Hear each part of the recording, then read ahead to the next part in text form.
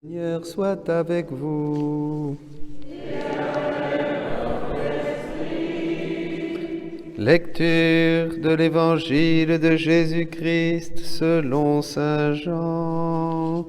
Gloire à toi, Seigneur. En ce temps-là, Jésus déclara: Moi, je suis le bon pasteur, le vrai berger, qui donne sa vie pour ses brebis. Le berger mercenaire n'est pas le pasteur. Les brebis ne sont pas à lui.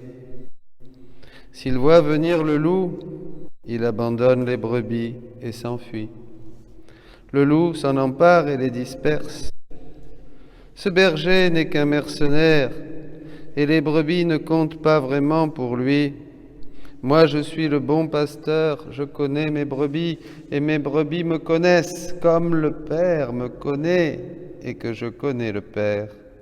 Et je donne ma vie pour mes brebis.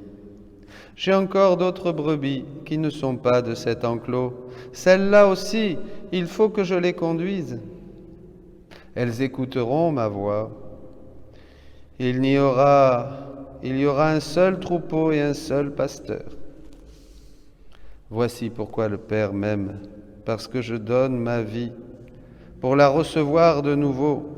Nul ne peut me l'enlever, je la donne de moi-même. J'ai le pouvoir de la donner, j'ai aussi le pouvoir de la recevoir de nouveau. Voilà le commandement que j'ai reçu de mon Père. Acclamons la parole de Dieu. Louange à toi, Seigneur Jésus. Alléluia, Alléluia, Alléluia. Alléluia, Alléluia, Alléluia.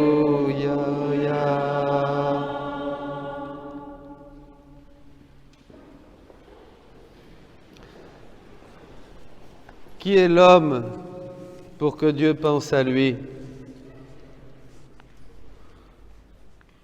Qui est l'homme, dit le psaume, pour que Dieu prenne souci de lui et nous? Un internaute me disait, qui aime le Seigneur, il me dit aujourd'hui les gens s'en foutent de Jésus. Les gens s'en foutent. Ils ne savent même pas qui ils sont. Ils ne savent pas. Puisqu'on ne peut savoir qui on est que quand on fait partie du troupeau du bon pasteur. Ils ne savent pas qui ils sont. Le monde ne nous connaît pas, à nous les chrétiens. On passe pour des illuminés, pour des fanatiques ou des religieux, comme il y en a qui sont religieux, il y en a qui sont charpentiers, il y en a qui sont, je ne sais pas moi, chef d'entreprise. L'homme ne sait pas qui est l'homme, parce qu'il ne connaît pas Dieu, il ne peut pas le savoir, puisqu'on ne peut savoir qui nous sommes que quand on a rencontré Dieu en Jésus-Christ. Vous savez, c'est très pénible, les pauvres, mais ça fait souffrir.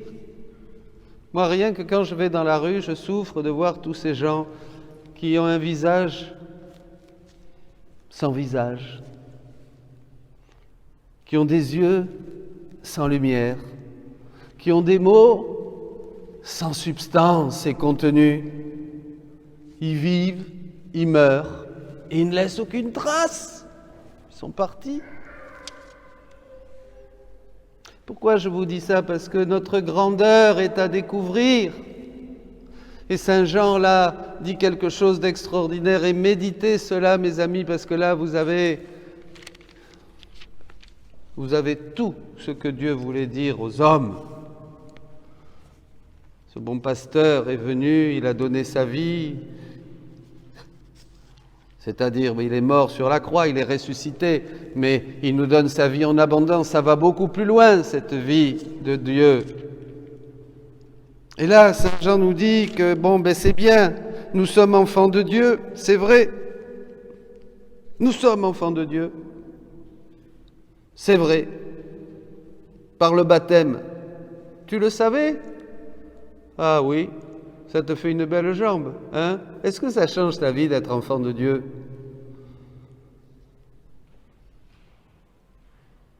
Est-ce que vraiment, tous les matins, ça te réveille et tu dis, mais je suis enfant de Dieu, je suis enfant de Dieu, je dois vivre en enfant de Dieu, je ne peux pas m'occuper de bêtises, de balivernes, je suis enfant de Dieu, je dois profiter du temps de la vie, comme dit la Bible, je suis enfant de Dieu.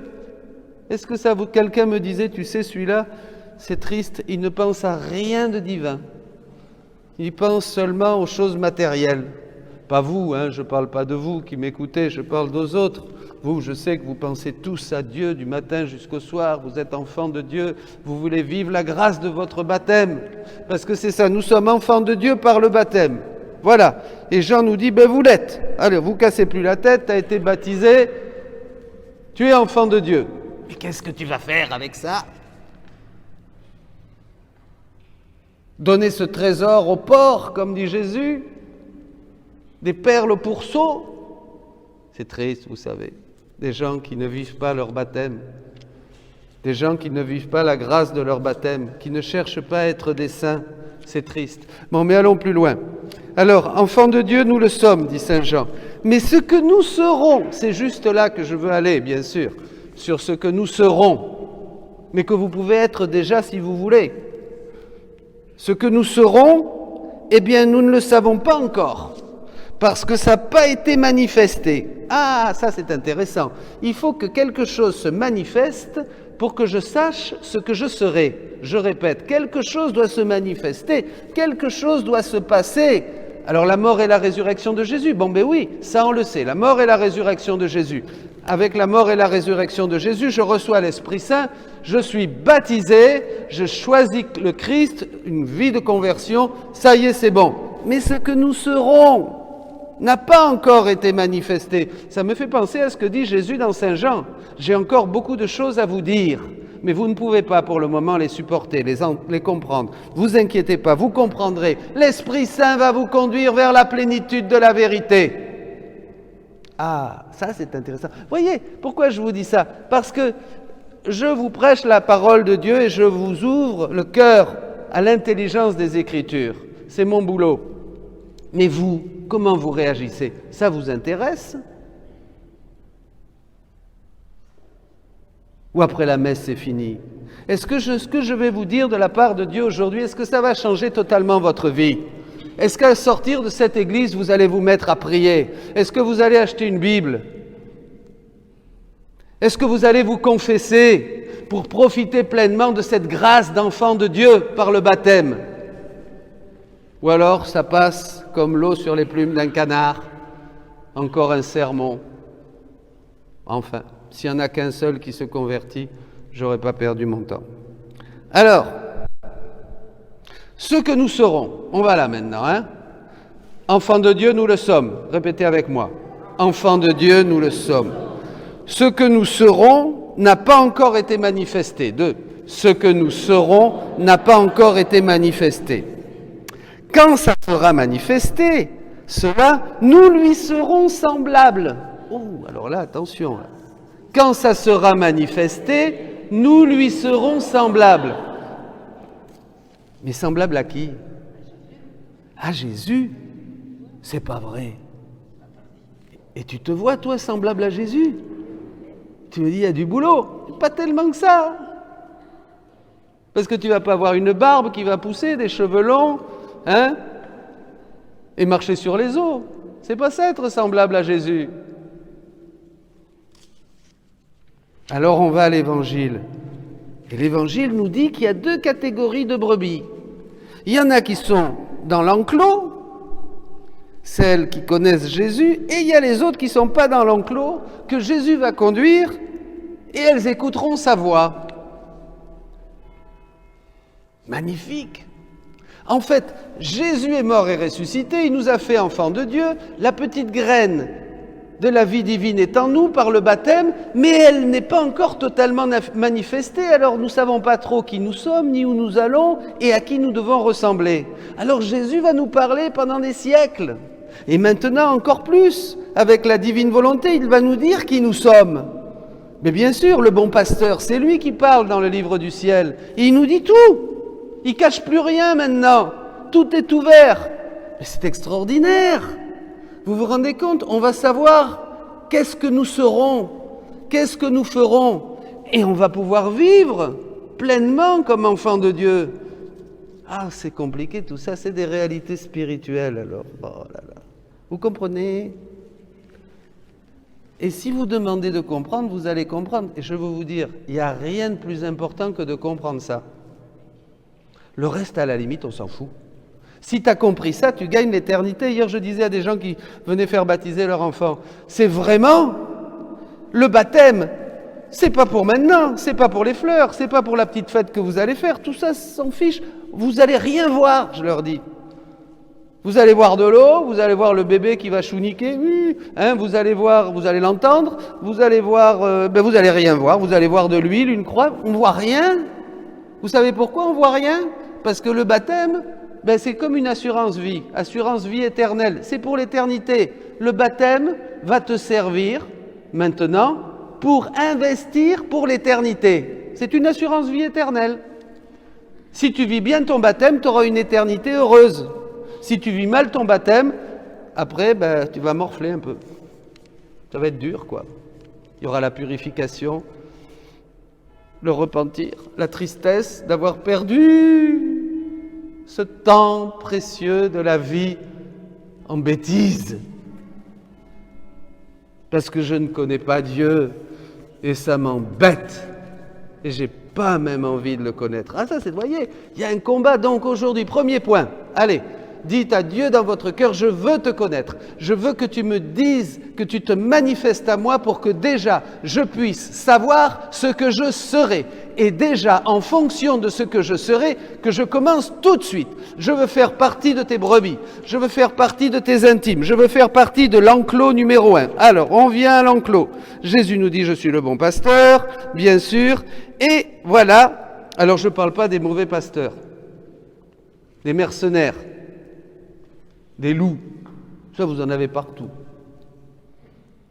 Le monde est rempli de faux prophètes, de loups, de bêtises, de stupidités, d'informations bidons et de tout ça. N'y allez pas, n'écoutez pas, éteignez vos télés. Je me rappelle ce couple qui m'a dit, mon père, nous, on a foutu la télé à la cave, on l'écoute plus, c'est trop bête, qu'est-ce qu'il y a? Ça nous vide. Évidemment, arrêtez avec ça. Ah, vous allez me dire, oh, mais c'est trop dur.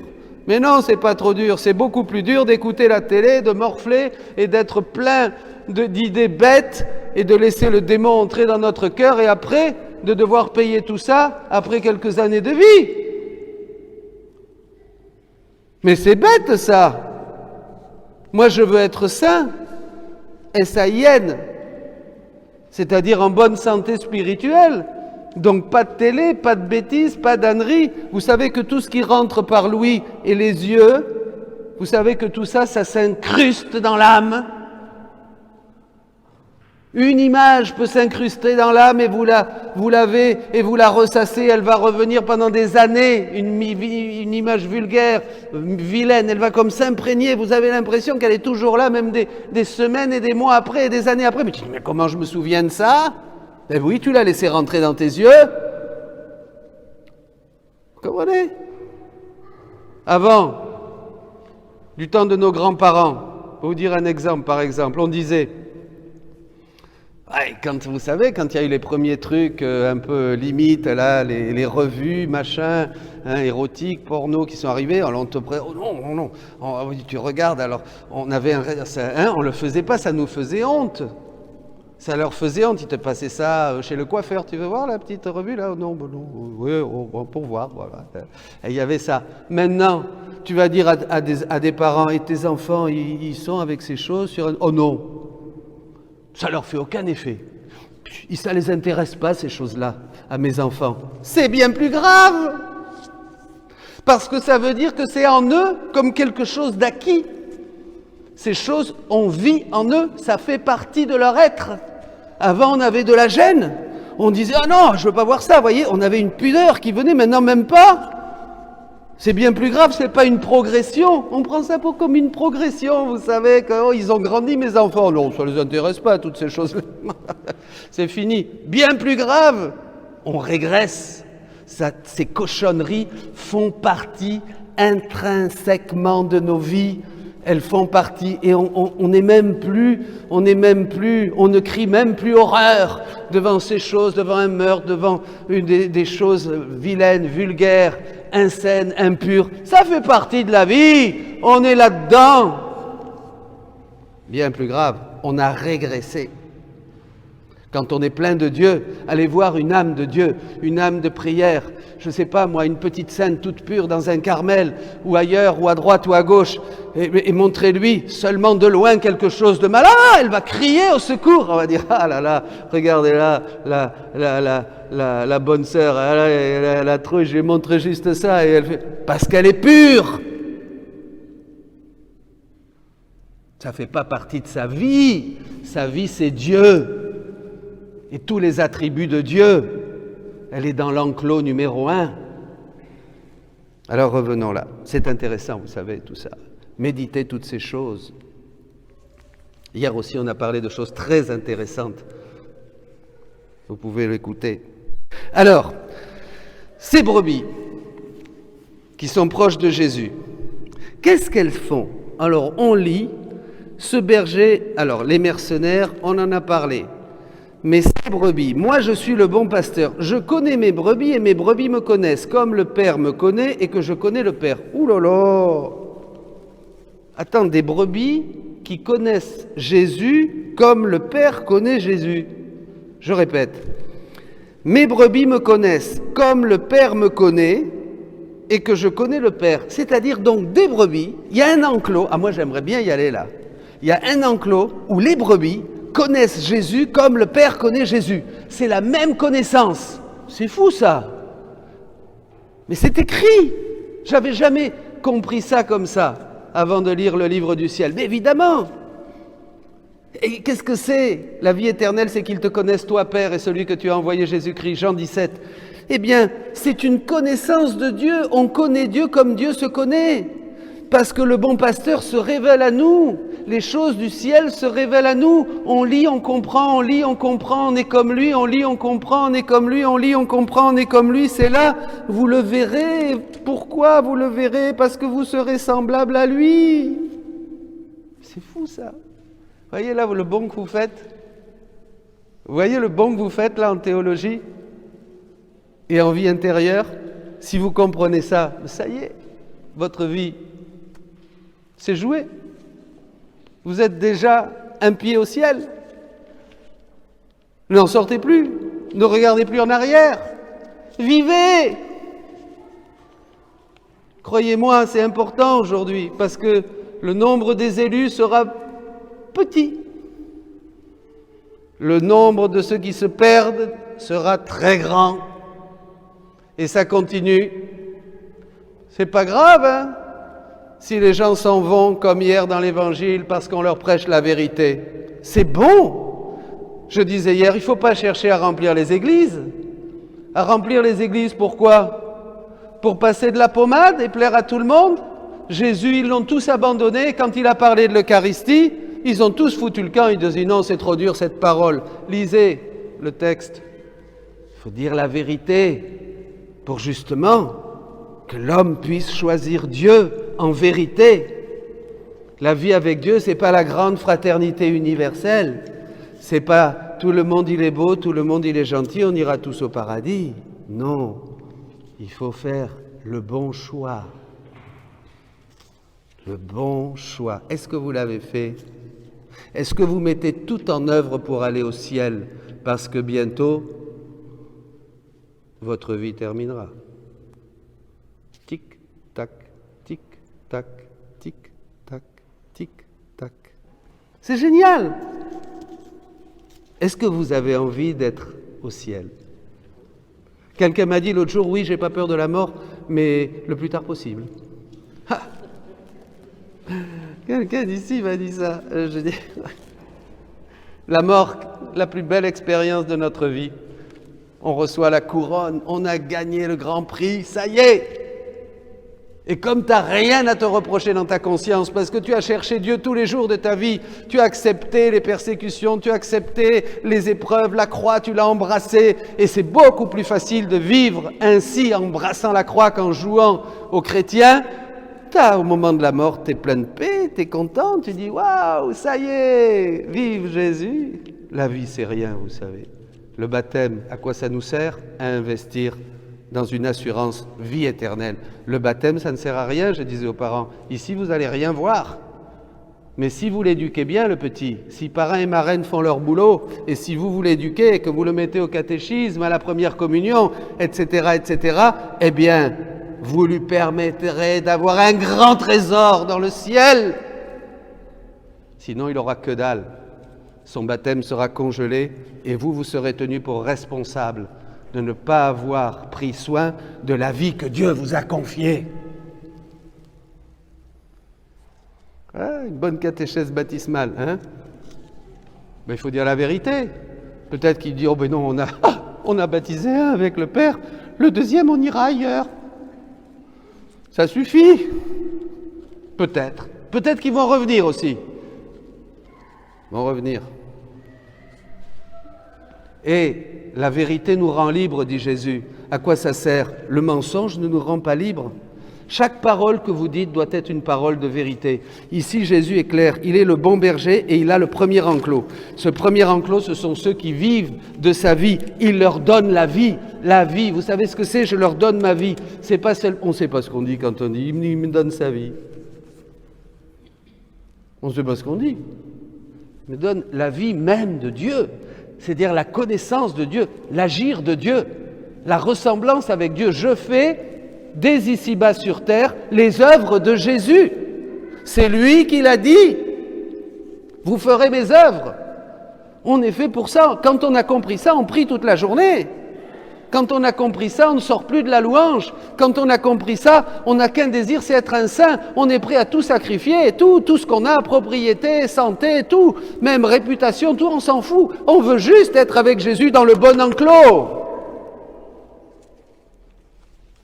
Ceux qui vivent et qui connaissent Dieu comme le Père connaît Jésus, c'est-à-dire qui vivent dans sa divine volonté, qui ont sa vie divine, qui sauvent le monde avec Jésus, des âmes co-rédemptrices.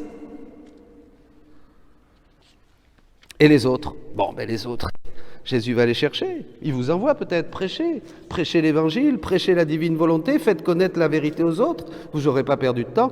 La Bible dit à la fin, c'est le dernier verset des Actes des Apôtres, que celui qui sauve une âme, un pécheur, qui est dans un chemin erroné, qui est dans l'erreur, il se sauve lui-même. Moi, quand j'ai écouté et que j'ai compris ce verset il y a quelques années, j'étais en Amérique latine, je me dis, moi je vais être prédicateur.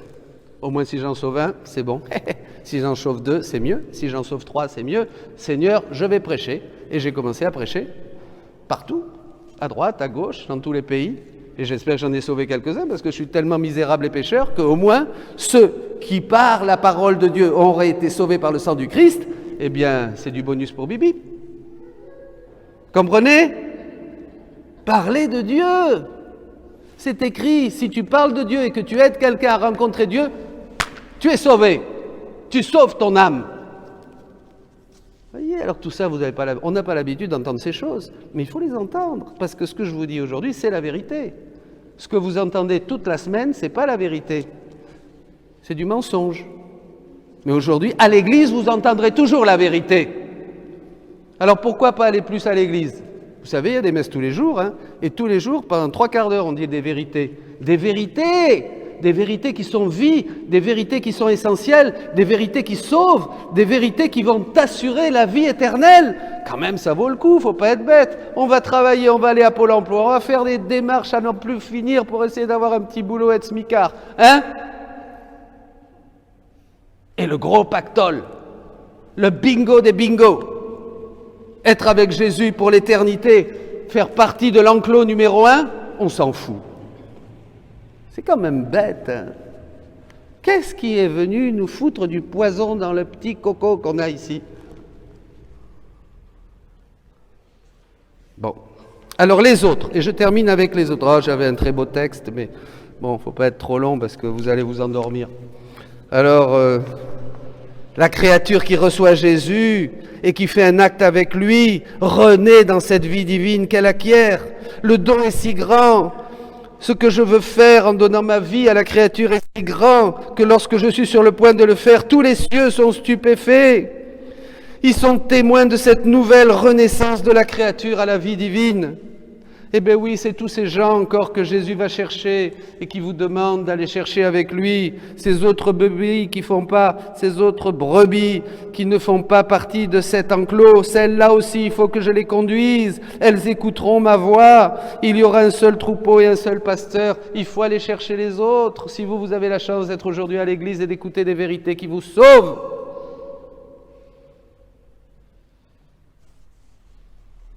allez partager. Faites connaître, offrez des livres, faites connaître. Vous savez, vous regretterez beaucoup. Un jour, il y avait une religieuse qui était à une messe, et je termine avec cette petite anecdote.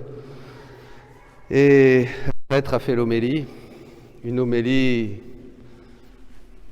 complicate, philosophico, mystico, sociologico, je ne sais pas quoi. En fait, elle disait, elle n'en pouvait plus, ça a duré 1 heure. Et elle s'est dit, oh là là, mon Dieu, épouvantable. Bah oui, il y en a comme ça, même moi ça m'est arrivé, hein, vous savez, on n'est pas toujours inspiré. Et alors elle a fait une prière quand même, elle dit, oh, qu'au moins ils disent une parole qui va édifier mon âme. Rien. Le prêtre revient et il va s'asseoir. Elle était là toute triste, rien. Pendant 1 demi-heure, du verbiage. Des paroles creuses, un truc, voilà. Et tout d'un coup, comme sur un ressort, le prêtre se relève, il va au micro et il dit, vous savez, quelque chose encore à rajouter. Votre trésor au ciel, quand vous y arriverez, ce seront les âmes que par vos prières et vos sacrifices, vous aurez sauvées. Amen. Il est reparti s'asseoir. Alléluia, gloire à Dieu. Soyez bénis. Je vous envoie comme des brebis au milieu des loups. Je vous envoie comme des brebis, je serai toujours avec vous. Je vous envoie comme des brebis au milieu des loups. Je vous envoie comme des brebis, je serai toujours avec vous.